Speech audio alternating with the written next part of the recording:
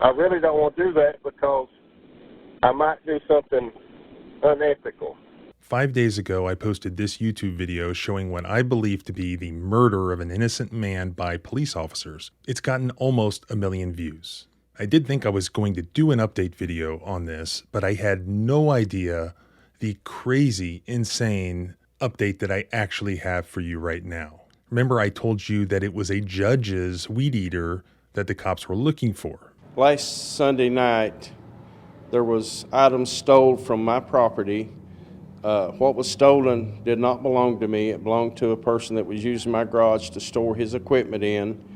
And I was out of town when this happened. I knew nothing more than that about it. Well, somebody has leaked a phone call between the judge and the police officer from this department. You're not going to believe it. Hey, David, what you done, old buddy? The boy was shot and killed, right? Yeah, I understand. No, they called me at 1 o'clock this morning and told me all about it. Well, I hope we've done our job pretty good for you there. We got pretty quick on it with that butchery voice. You know, he's facing 10 years, and I'll see if I can't make that stick. I'm going to push you. You guys just do your job, and if you need me, you call me. Absolutely, Judge. You too, and you have a good Christmas too, sir. I mean, I could see if it was somebody hurting somebody or, you know, fighting or something like that, but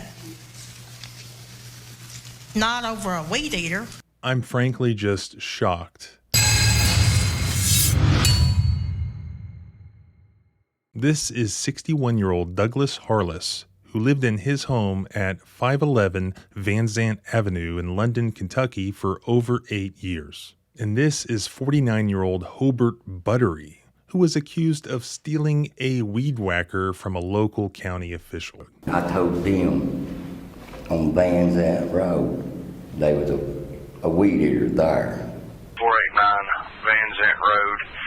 Units on scene, 10 serve search warrant. And they went to the wrong address, is what that was. A neighbor's surveillance footage shows the cops arriving to Mr. Harless's home at 511 Van Zant Road. It was dark. They knocked on the door. They spread out in the guy's yard. They all got into position. And next thing you know, 5 shots are fired. Mr. Harless is dead. The community there in Laurel County, Kentucky is absolutely up in arms. They held a Justice for Doug rally. Cody Medlin from Medlin Around Productions graciously shared this footage with me of that rally.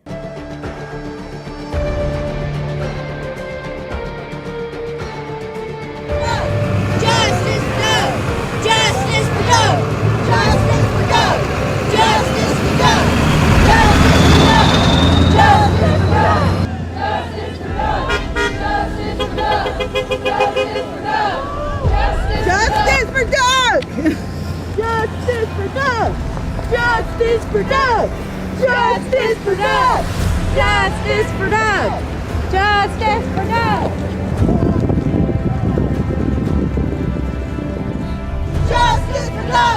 Justice for Doug! Justice for Doug! Justice for Doug! Justice for Doug!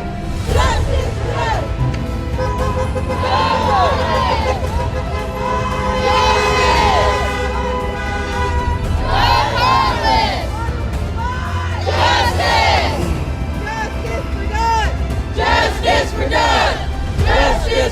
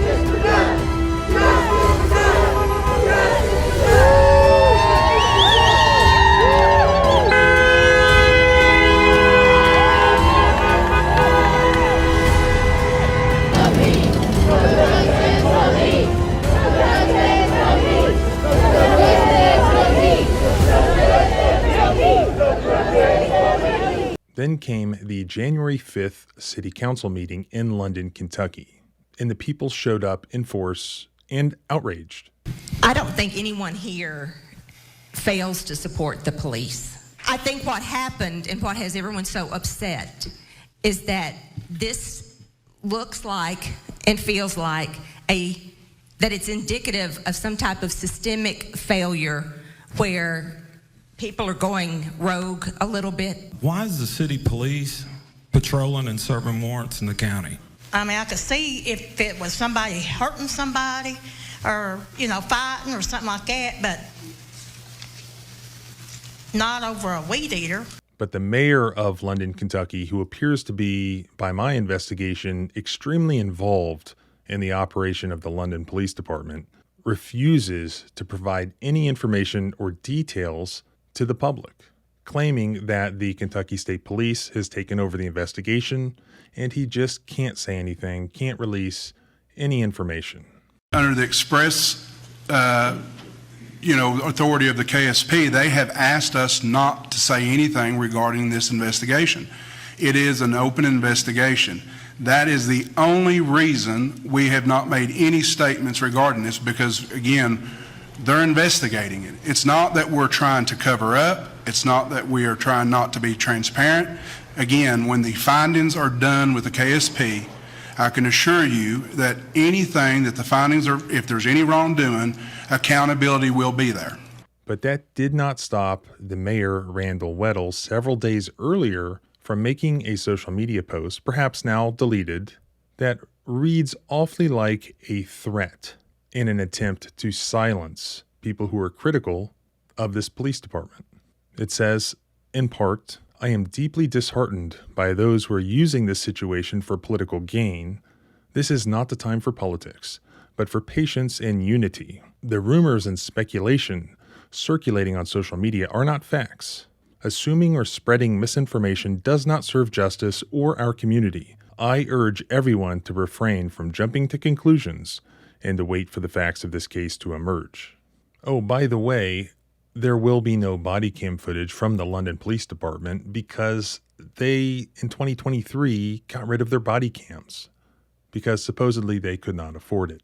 But even members of the city council had no idea that their cops were running around even outside their city jurisdiction with no body cams on. Councilmember Anthony Ortega stated there was a chief directive on March 15, 2023, that temporarily suspended London police body cameras because of cost, a statement that seemed to take some city council members by surprise. We didn't have any idea we wasn't using body cams. That happened while we were in office. Did that happen early on in 2023? Yes, it did. Okay, well, I know the council was not made aware of any of that. Mayor Weddle explained that the decision was made by the previous police chief, and while they still have the cameras, the department does not have the updated software needed to operate them. A monthly fee is also required to keep them up and running. I know that the body cams were stopped being used in 2023 because of cost. Does the city own the cameras that are going up on Main Street on the buildings? Yes, they do. Mayor Weddle says cameras were purchased in October of last year and then placed on buildings to monitor crowds during large events. I say get the cameras off the buildings and put them on the cops. And several members of the city council pushed back and also demanded statements from the police officers who were involved. Council member Stacey Binge also put in a request for a written statement from London PD. I will ask that, I think it's our right to do so, that we get a written statement from the chief of police and assistant chief of police with something regarding this night. I did attempt to call them. They didn't answer me. And I understand that they answer to you. They don't answer to me. I understand that they didn't have to answer the phone and probably shouldn't have. But I'm going to request that. It's an open investigation and they can't say anything. But still, the mayor hides behind the Kentucky State Police investigation. And of course, they've said nothing. Now, when a police officer is shot, you will see all these press conferences. They will update you on everything. But like here, where one of us gets shot, can't say anything. Can't compromise the investigation. Have to give them plenty of time to get their stories straight and maybe get rid of evidence. After the story broke and after I posted my first video, the Laurel County Judge Executive, David Westerfield, went out into the media and he was interviewed, and he said basically he had no idea that any of this had even happened. He had nothing to do with it at all. In fact, it wasn't even his stuff that was stolen. He just owned the property and the stuff belonged to a tenant who was occupying the property. That's what he told the media. Therefore, that's what he told the public. This is the only clip I could find, but you'll see in the newspaper accounts, there are several quotes from him to that effect. Last Sunday night, there was items stolen from my property. What was stolen did not belong to me. It belonged to a person that was using my garage to store his equipment in. And I was out of town when this happened. I knew nothing more than that about it. Now, I had done a lot of research on this, and I was going to do an update video anyways, because I had researched Kentucky law on the execution of search warrants and all the issues, all the red flags here. And that's mostly what I was going to discuss. So imagine my surprise when just this morning, this YouTube channel pops up. I think they called it Laurel County News. And it was just created like yesterday. And this is the only video there. This is perfectly consistent with somebody on the inside leaking. It looks to me like somebody on the inside associated with the mayor, I don't know, leaked a phone call from the 911 center. And that was a call the day after Doug was shot between the judge, David Westerfield, and a London County police officer named Hale. Now, this was recorded best as I can tell because the judge called the 911 center or dispatch to try to talk to this particular officer. So dispatch put him through to the officer and a conversation ensued. But the whole thing ended up being recorded because it was done through the 911 center or through dispatch. This turned everything upside down, and you'll see why. Now, I will link the full, uncut, unedited video, but I went through it several times and I pulled out the parts that I think you need to hear. So let's go through those now. Here's the phone call. Dispatch. Go ahead. Got a guy on the line wanting to speak to you. All right. Sir, I've got you hooked in with Officer Hale. All right, thank you. Yes, sir. This is Officer Hale. How can I help you? Hey, David Westerfield, how you doing? Hey, David, what you doing, old buddy? But I've been up there to look at my place to see what was gone. Okay. They cleaned me up there, but I have no way of itemizing anything, so I ain't going to worry about my stuff. What I'd like to do, if possible, if somebody could question him and see what he done with my nephew's lawn mowing equipment. I don't know if that's a possibility.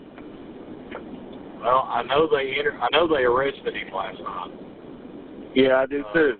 From my understanding, David, that search warrant come off of his arrest because he had said that he had took a Weedeater down there to a dope dealer's house there off of Van Zandt. Okay, and the boy was shot and killed, right? Yeah, I understand. No, they called me at 1 o'clock this morning and told me all about it. So I know all about that one. You know, I'm not going to worry about my stuff unless he sold to somebody that's laying in a pile and I could identify it. I would like to see Charles, my nephew, get his stuff back if at all possible.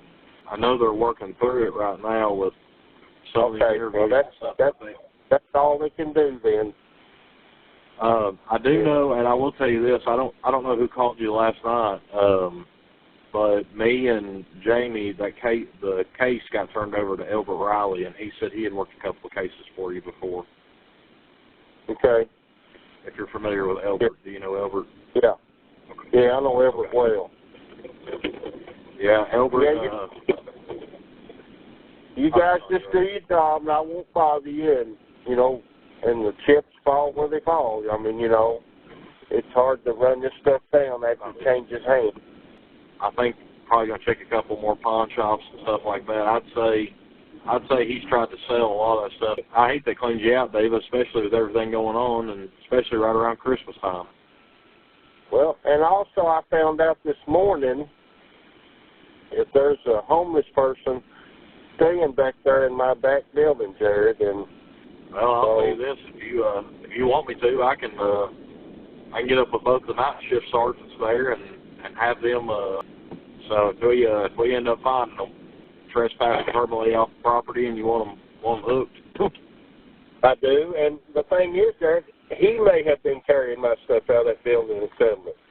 The butcher boy that's been arrested may not have gotten all my stuff. It may be the homeless guy that's carrying it off. But if he's staying there, I'd like to have him arrested because his chances, he's a smoker, he'll burn my building. So, but if they get a chance, I know it's Christmas and all that, so maybe after Christmas they can maybe go by there. If not, I'll drive to town every night and see if he's there. And I really don't want to do that because I might do something unethical. I know one thing. I'll take care of you. Like I said, you've always been real good to us, and Miss Karen's always been real good to me. So I don't care one bit to do as much as I can to try to help you out. That's why I told Jamie yesterday. I said I'm gonna work my guts out on this case today to try to help David and them best I can. He said, well, he said, do you know David and Karen real well? I said, buddy, my mom adores David Karen Westerfield. Maybe after Thursday or Friday, y'all can check it, and I know you got other stuff to do right now. Mm-hmm. So, just if we get something out of this guy, it would be good, that he's taken. If not, then we'll just go on. We'll just do what we can. Absolutely. That's the best thing we can do, that's for sure. And we'll be good either way. Well, I hope we've done our job pretty good for you there. We got pretty quick on it with that butcher boy. So he's in jail, and that's his third PFO. So he's facing 10 years, and I'll see if I can't make that stick. I'm going to push it. I don't know what all he's got, but my stuff I can live without. But just like I say, you guys just do what you can do, and you'll never hear the word from me. Yeah, you guys just do your job, and if you need me, you call me. Absolutely. How's that? Absolutely, and if you ever need me, you can holler at me too. And anytime you want to swing into mine and Sarah's place down there, you're more than willing to do that too. If I'm not at 7, I'm over at 80 Lane, hanging out with Danny's brother Steve, my father-in-law, and Danny most of the time. Right, got you. So, yep. But I do appreciate you guys, and you guys have a good day and have a good Christmas. Absolutely, Judge. You too, and you have a good Christmas too, sir. All right, thank you. All right, see you, buddy. Bye-bye. So this flips the narrative completely on its head from the direction in which it was heading. And really it takes it right back to my initial hypothesis about what happened here, is that this only happened in the way that it did because it wasn't about a missing weed eater or any missing weed eater. It was about a judge's missing weed eater. In my opinion, this conversation tells the story of exactly what happened. The judge had this building. It had been a problem for some time. The doors didn't lock. People kept getting into it. In fact, a homeless guy not only kept getting into it, but was living in it. And apparently, the buttery dude also got into it and stole some stuff out of it. And it wasn't just anybody's stuff inside. It was his nephew's. It wasn't just a tenant.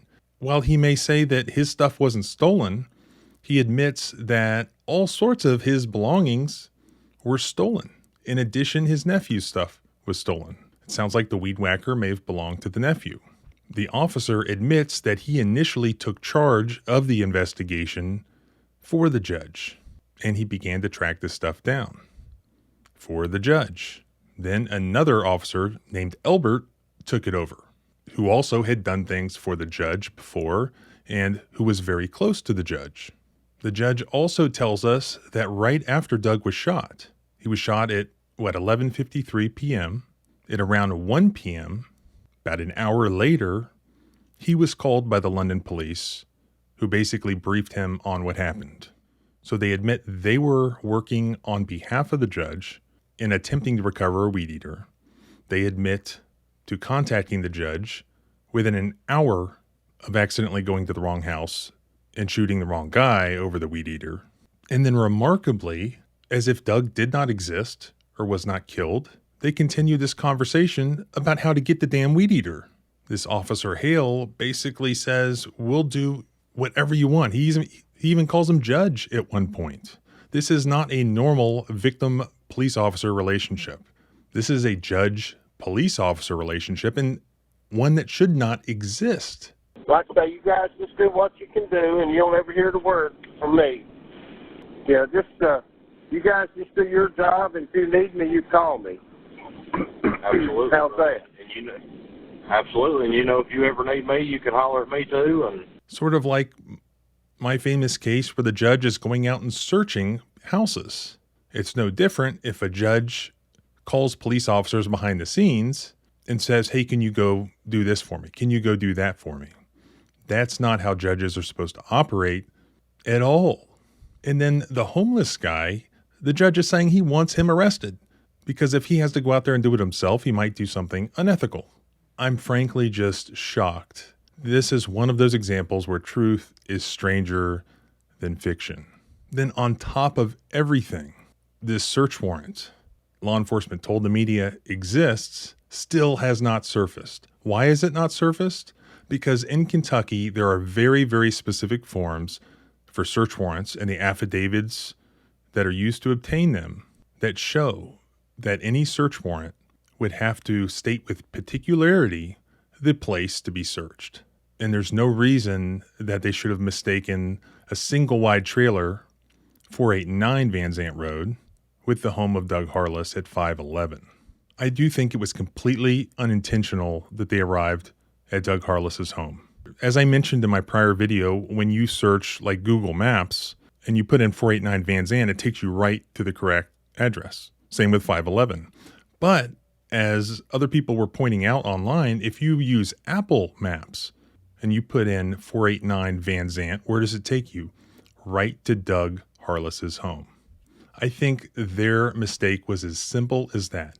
But you know what? Under Kentucky law, that shouldn't have happened anyways if they had a search warrant, because state law requires that should have taken place prior to 10 p.m. or just during the day. Here, they're doing it after 10 p.m., almost at midnight. And that can only be done in very, very special circumstances that have to be explicitly laid out in the warrant, affidavit, and approved by a judge. And I believe that's why they are not showing this warrant, because the warrant will absolutely prove that not only did they show up at the wrong address, but even if they had the right address, they were breaking the law. That's my prediction. My prediction is they are not going to release that search warrant unless they're forced to. I will definitely continue to follow this one, keep the information coming. You can also join the Facebook group. I think it's called Justice for Doug. And you can also help by sharing this footage, share. Keep the pressure on the Kentucky State Police and on the City of London to do the right thing. Release the footage and hold everyone involved fully accountable. Remember, our rights don't end where your fear begins. Freedom is scary. Deal with it.